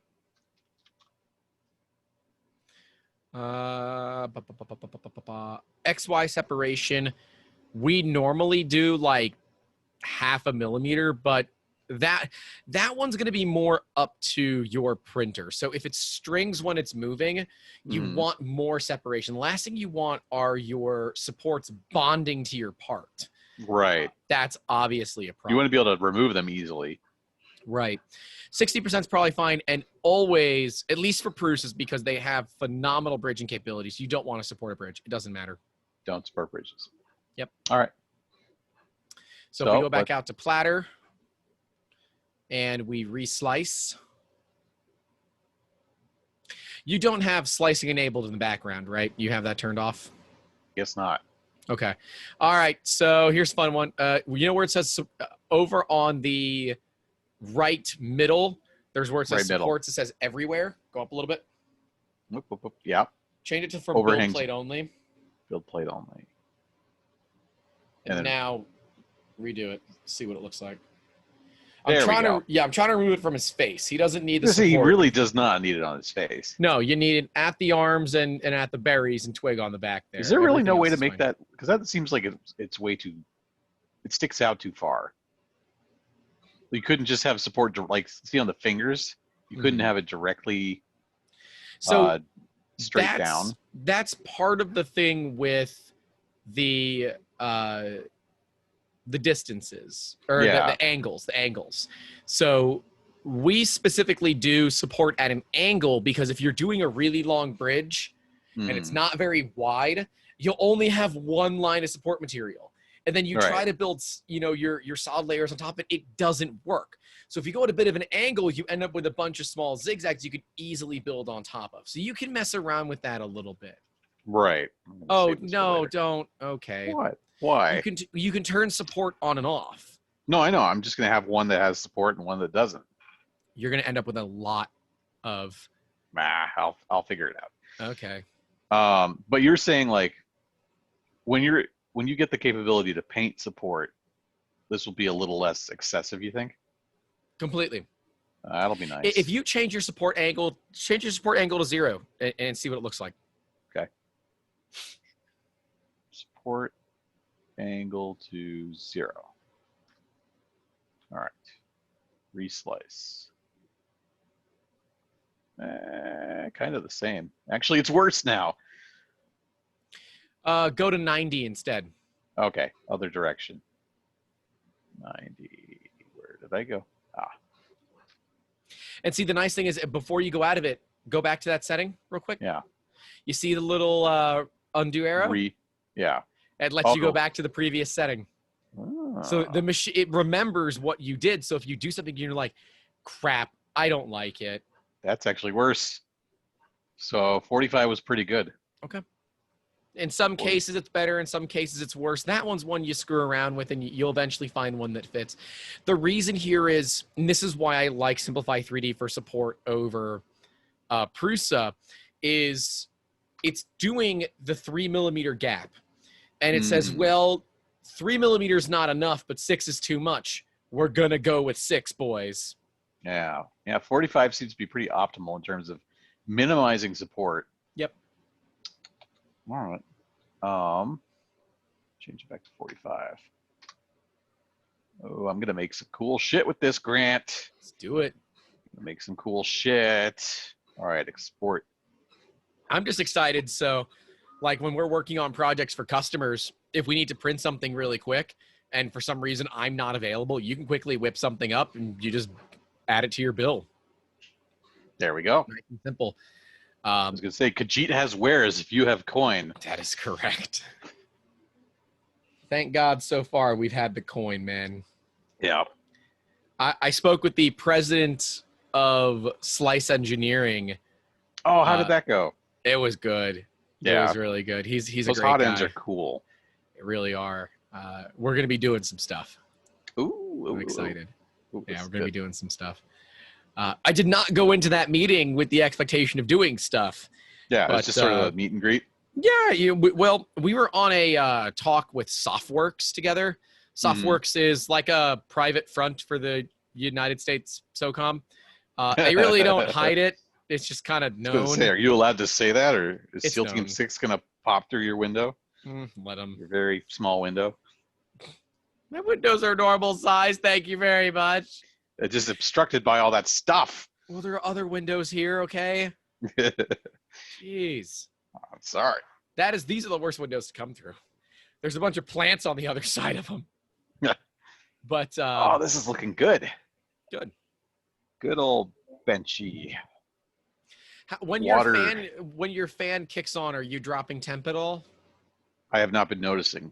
Okay. I just like the silicone socks. They just make cleaning stuff easier. Yeah, I'm gonna have to get one of those. Well, I actually think after talking with the CEO, his name's Dan. He doesn't hide it. Yeah. I think I'm gonna buy a Mosquito. I think. And, Yeah. we're gonna see about fitting it onto one of our printers. And now that just gives you the capability of printing higher temp materials, or is it going to have different? Okay. Is it going to have is it going to give you better reliability for normal materials? It's literally just different.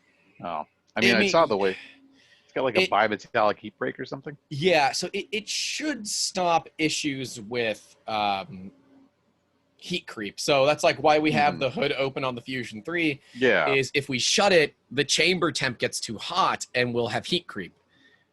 It's one of the downsides to using a Volcano from E3D is that because it's such a big ass heat block, it can really, really be problematic with heat creep. If you don't want to explain cool. that for the people. What is heat creep and why should they care? So, well, let me take it apart real quick. We've got our heat break, which comes off of the piece of silicone on it. So the silver piece sticking out, that is your heat break. It's a thin piece of metal connecting these threads to the threads in the hot end, and it screws together. This is your heat sink. You have your raw filament going through. If you have too much heat here getting into here, the filament gets soft in your heat sink portion. At which point you're pushing rope. Yeah, and that doesn't work. It will clog. Now, thankfully, all of our printers but the TAS have filament runout sensors. And the one on the Fusion 3 is unique in that it's a roller. Now, Prusa used to do a roller. It was on their Mark II, I think, where it had a roller, and theirs wasn't all. It's a infrared sensor. Yeah, so and there's like a little ball bearing in there, and the Prusa cannot detect a jam. you can't. No. Because all that ball says is, do I have filament or not? It doesn't say, is it moving?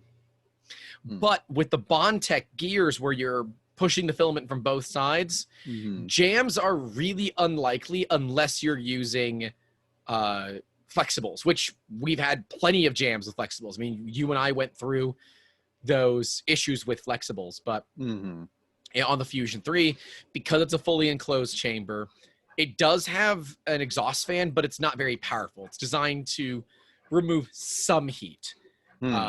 And it's a big bed, right? It's a basically 16-inch bed. Yeah. 14-inch square printer, but it's a 16-inch bed with a big heater on it. It produces a lot of thermal mass, and that has to go somewhere. So we open the lid a little bit to help some of that heat get out. Now, we want to maintain some heat, so we don't open it all the way. But oddly, a crappy screwdriver from Harbor Freight fits perfectly in the holes on the racking system and allows us to kind of put the lid wherever we want it. Pop the hood. Yep. Well, pop the hood, that's the big one. The one that opens up all the way. Yeah. Which I'm still very proud Does of the myself for Z-axis raise the whole bed on that? Yes. Oh, interesting. Because I'm looking at it now. I'm like, that looks like it's pretty high up now. It is. So there are like 3 or 4 fundamental types of 3D printing or 3D printers, right? So you have Cartesians, which I call bed slingers because they move their beds back and forth. Right. They're slinging the bed back and forth. Instead of the hot end. Right. They're great because they're cheap to manufacture and they're not very complicated. They're problematic because when you print materials like ABS that shrinks when it cools, as you're moving that bed, you're Creating cooling the part just by convective cooling. convection. Exactly. So the Fusion 3 and like open source printers like Dbots and Vorons, they run a variant of Core XY. So whether it's an HBot, a Core ZY, there are variants of it. Fusion, I believe, is considered an HBot because it has a cross on the back of it. But those printers, their beds move up and down. They don't move forward and backwards. What that means is, especially when you have an enclosure, you have a printer that's really good at printing ABS, nylon, polycarbonate, because all that heat stays inside. And so that's low warpage. Yeah, you have low warpage. And the Fusion 3 even has that, the area for the filament, which has a connection. Like its own separate little. But it's not thermally isolated. Oh. Which is good. Oh. So when you're printing materials like nylon that like to be very hot, heat also enables them to off-gas water. Oh, so you're just baking the moisture out of it. Yeah, you're not like drying it hardcore, but you're not like throwing it in a puddle of water, which normally printing with nylon, that's what you're doing. Nylon absorbs water. It'll just suck the water right out of the air. Hygroscopic. Yeah, brought that one around because it's so hygroscopic. If it's not under heat or in a very dry environment, it absorbs so much water out of the air that it becomes unusable in a couple of hours. Also, it happens to look badass, and it's like we have a Dbot. I will never likely show because it's a mess. And it's big, 16 by 16 by 31 inches. So 400 by 400 by 788 millimeters for people that are measuring at home. The problems with it is it's extruded aluminum frame and it's not very strong. Well, the Fusion is bolted into its aluminum frame. So it's got extruded aluminum to handle a lot of, like the uprights, but then those uprights are bolted to the main frame of the printer. So it is incredibly rigid. Now, if Fusion moved away from, they use V-wheels in slots. If they moved over to linear rails, I believe they'd have a much stronger system. But I know why they didn't. Yeah. Linear rails are incredibly expensive. Incredibly expensive if you buy Highwind. You probably know Highwind. They're the I've heard best of them. linear rails on the market, bar none. Nobody comes close to matching them. But to put linear rails on a printer the size of a Fusion or the size of our D-Bot would run $1,000, give or take. Just for the rails? Yeah. Yeah. Oof. We needed 2 that were 400 and 1 that was 440 for our D-Bot. Did you hear that, by the way? No, I can't hear a damn thing. Really?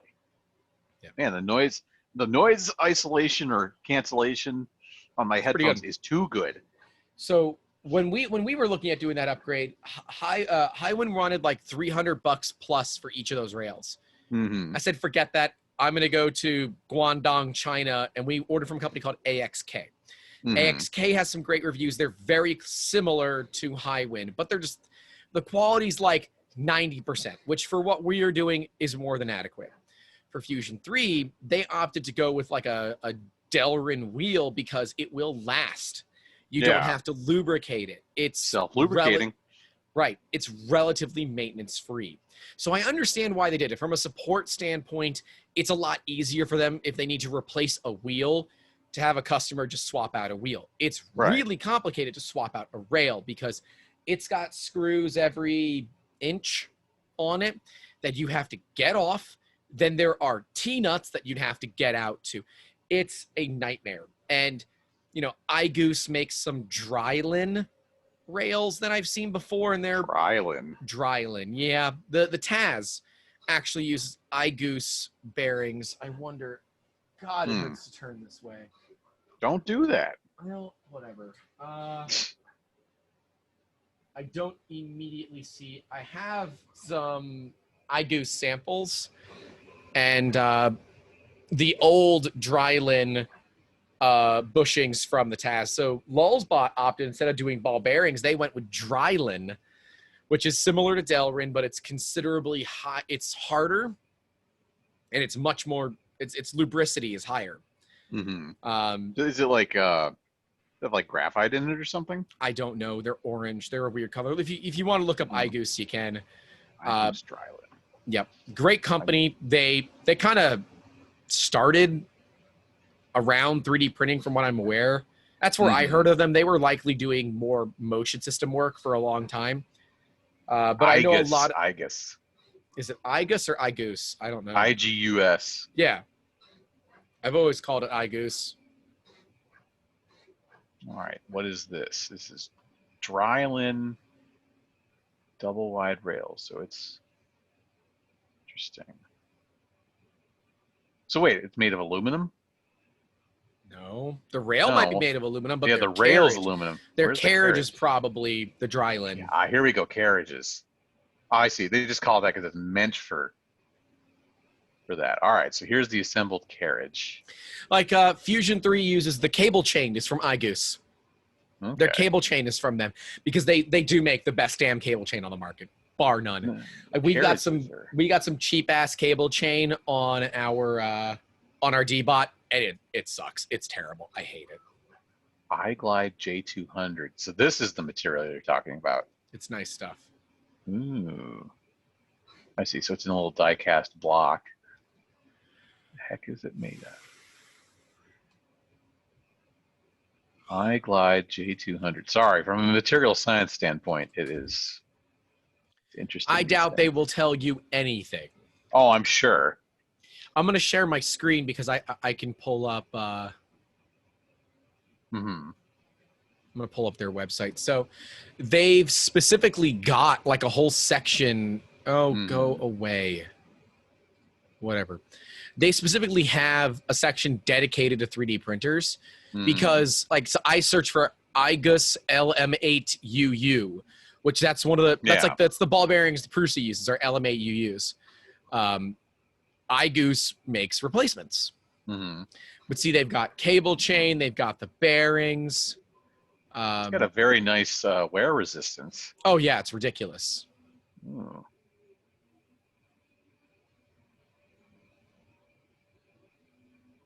Oh, yeah, and it shows you for each rail material what you're gonna look at for wear. That's nice.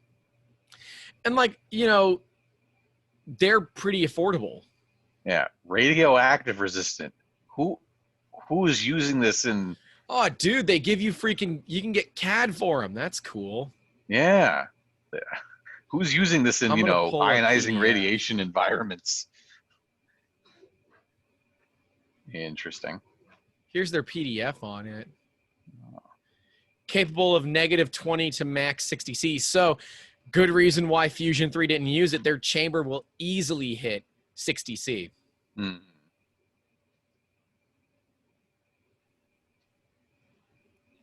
Was trying to see if they told us what it was made out of, but I mean, I guess not entirely surprised that they don't. Yeah, I mean it's some kind of Delrin-like plastic that has something else in it. Yep.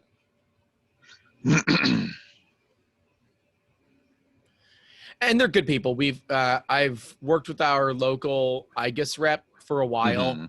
Mhm. You know, like we were ready to buy some parts for the Taz, and I had some orders for our big D-bot. He's like, "Look, dude, place the order for the stuff for your D-bot, and I'll just throw in the I'll throw in the ones for your Taz for free." I'm like, "That's like $50 worth of stuff." He's like, "Yeah, that's fine. Let's do it." It's got to be worth it to them to I just told a story, right? You know. yeah. Oh, that's right. They also make they make filament. That's right. You can print with their filament. Oh, dude, they make SLS powder. Ooh. Yeah. I'm curious. More what their abrasion filaments resistant. cost. $55. That's not bad. Yeah, but what is it? 750 grams for $55. Hmm. It must be worth it though if you're, if you need it for that. Yeah, I mean, certainly.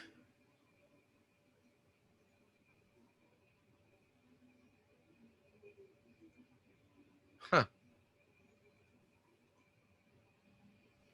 Woo! Their iGlide 180 PF is $92 for a 750. So basically, you could make those kinds of Yes, like bearings if yourself. you have a specific need where you need to 3D print something, they'll provide it. That's actually really cool that they give you access to that material. I like they give you access to that stuff, to the SLS powder. Mm-hmm. Dude, they have they have electrostatically dissipative ESD, yeah. Dude. Very nice. Yeah, and it's upon request, which I think we both know. Yeah. If you have to ask, it's you can't pricey. afford it. Yep. Yeah. Usually it's like, contact us for a quote, and it's like, oh boy. Sold in 10 kilo minimums.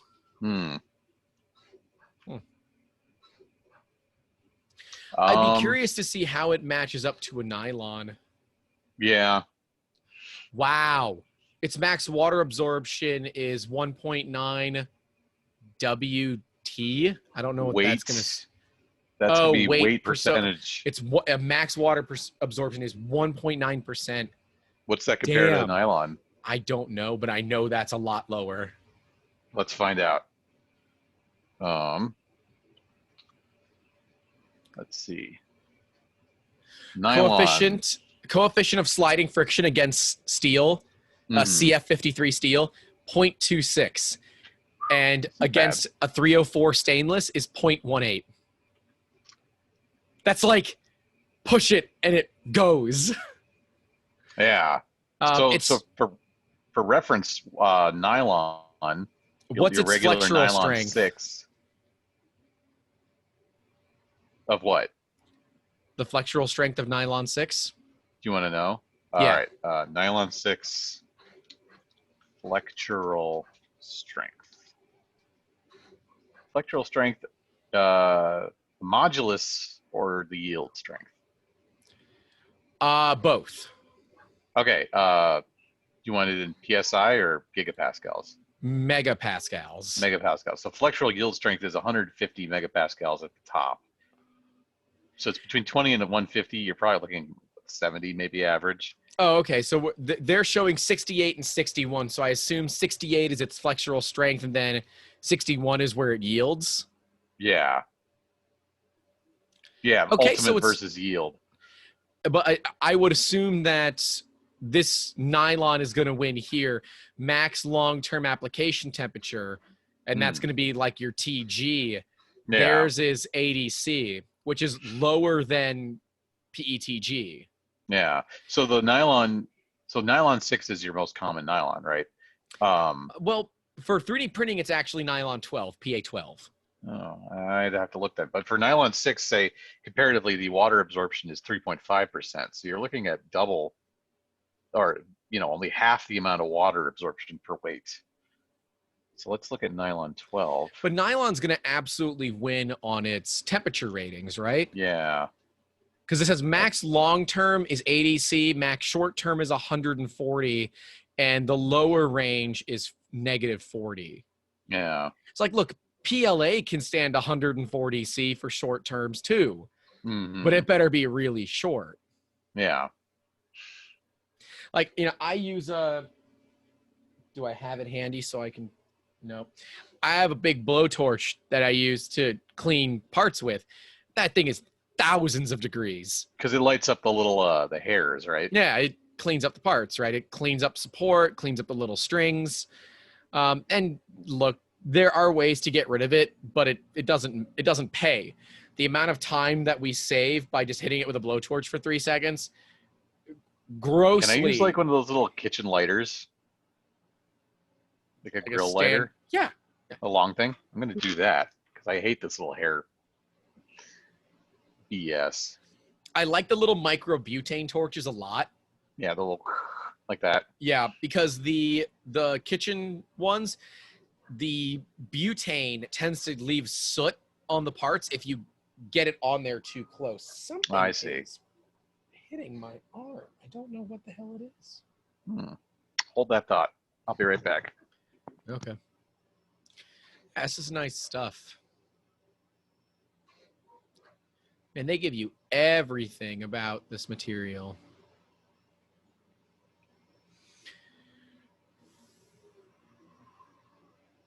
Very cool. Huh.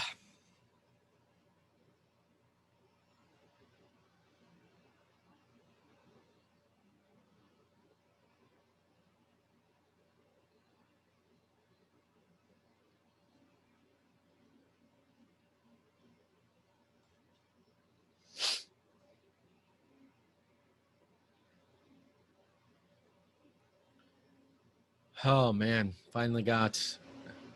Looks like What Is Cat is going to go live. I don't have much to talk about. Sorry, folks. We'll just kind of hang out. I wish we had more than one, more than 2 hosts, I guess. So the likelihood of more than one person leaving at a time is pretty low. But, it's just part of the game, right? Just part of the game. All right. How's this going? We are at 31% on our boat here. How's it look? How's the bow look, the front of it? The bow looks fantastic. There's no drooping or stringing or anything. Awesome. This is good. Awesome.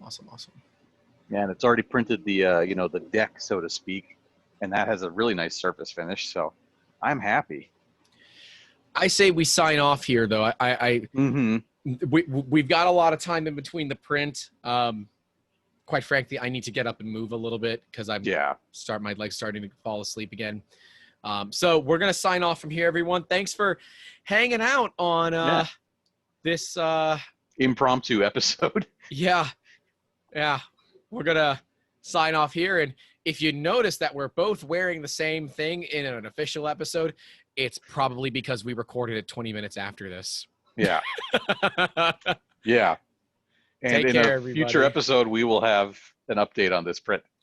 I'm excited. I'm so excited for you to have a printer. It's been too damn long, but with COVID, you can't use any at work, and work probably doesn't let you play with it much anyways. Well, they don't use it enough to really. I don't even know why they bought it. Because they had a budget, they had to get rid of it. It's what pisses me off the most. People will buy 3D printers, not knowing what they're getting themselves into. They have a crappy experience, and they blame us for some reason because we are obviously responsible. It's a crying shame.